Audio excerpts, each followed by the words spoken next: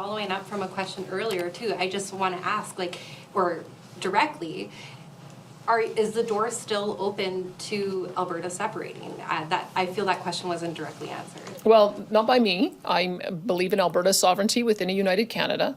However, there is a citizen-initiated referenda process that if citizens want to put a question on a ballot and get enough of their fellow citizens to sign that petition, then those questions will be put forward. Again, I don't want to prejudge what a question might be, but not by our government.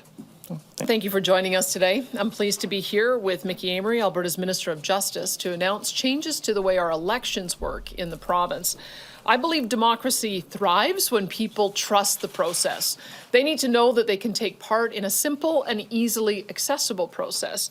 They need to be confident in and to trust the election results. And they need to know where financial support for candidates and parties comes from.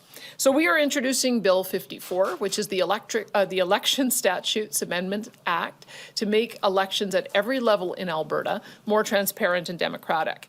If passed, the use of electronic tabulators and other automated voting machines would be eliminated, requiring all ballots to be counted by hand to protect election integrity.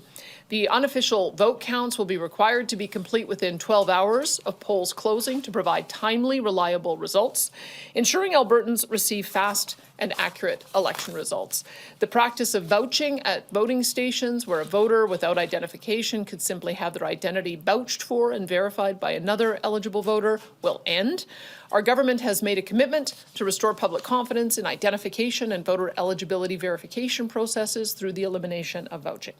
We are expanding access to special ballots to improve voting accessibility and to protect voter privacy.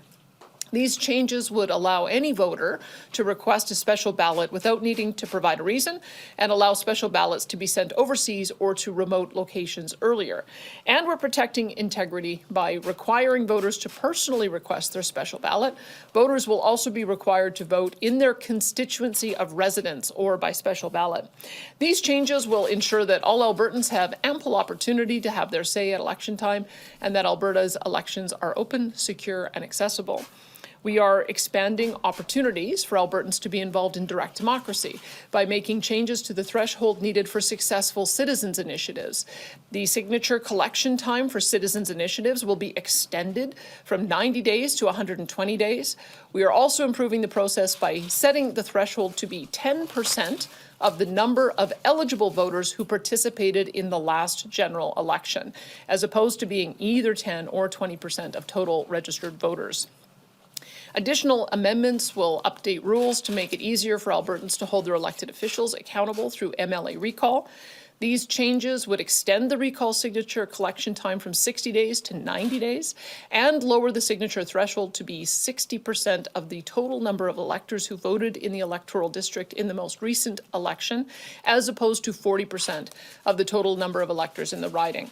Recall legislation and citizens' initiatives give Albertans more ways to be directly involved in democracy and to have their say on issues that matter to them. There are many more changes in the proposed bill, and Minister Mickey Amory will provide more details about exactly what they cover. But our intent is clear.